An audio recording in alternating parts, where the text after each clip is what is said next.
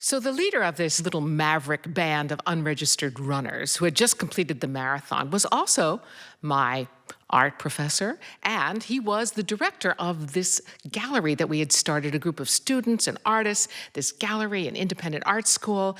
And he said, the women cannot run the marathon. All they would do is try. They wouldn't finish, and they would cry.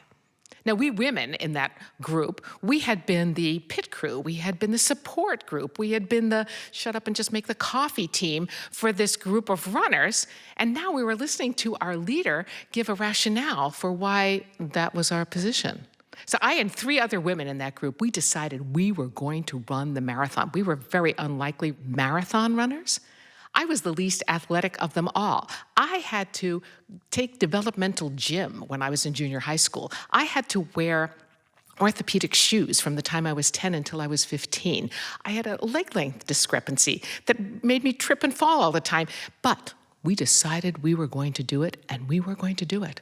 So we started with 2 miles. And this first 2 miles, we couldn't even finish running 2 miles at one go. We had to walk and run and walk and run. It was miserable. And then 4 miles, 8 miles. And finally, in the middle of the winter, it's a 13-mile run. That's half a marathon. But just at the time that you need to ramp up your training for the marathon, if you're training for the Boston Marathon in Boston, Boston weather ramps up winter. And it's miserable. You run in slush. You run with your face being pelted by shards of icy, just like glass. It's sometimes so cold that your nostrils are filled with icicles.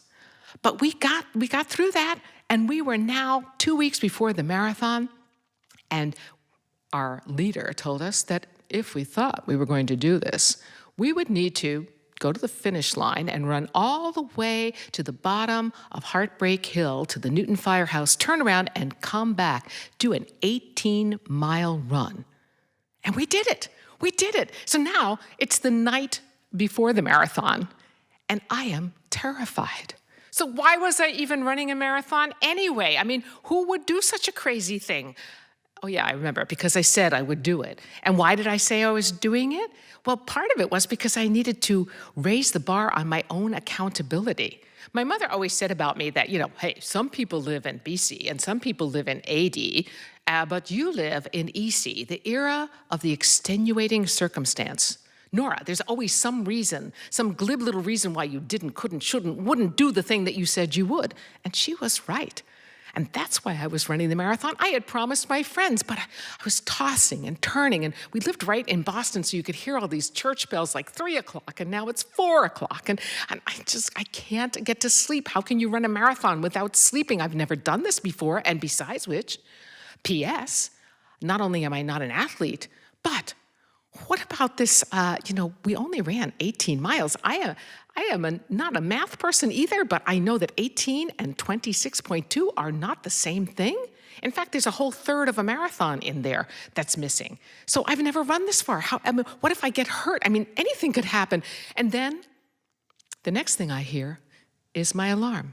7:30, time to get up. Make pancakes for the entire team, 4 women, 6 men. We're running the marathon. We eat our pancakes and we get into all these station wagons to drive out to Hopkinton.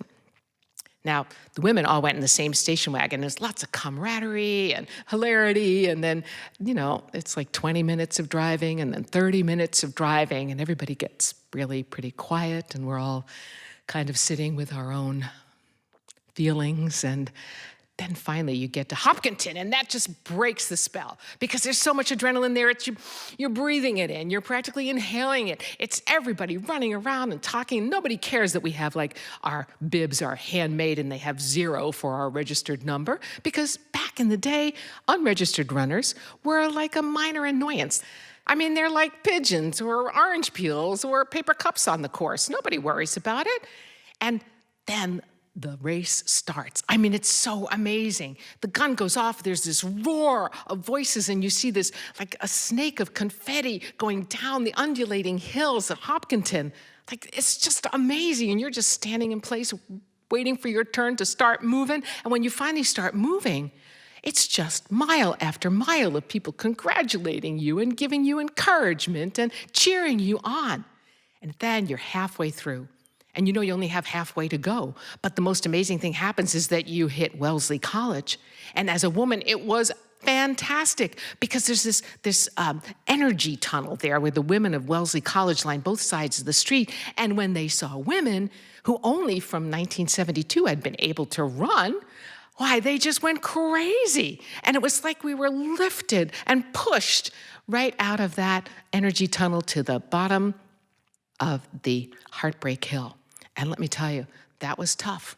Two of the women who started with us, they made it, but that really set them back a little. But Polly and I, we just put our heads down and went up to the top. At Boston College, people start yelling at you, "It's downhill all the way," which is inaccurate. It's not. It's actually, there's some hills. But people are still lining the course, giving you encouragement and cheering you on. And then when you turn that corner and you look down Boylston Street, that little tiny hill, and you can see that finish line, Polly and I grabbed each other's hands and we put our arms up like this and we sailed down that hill and crossed that finish line.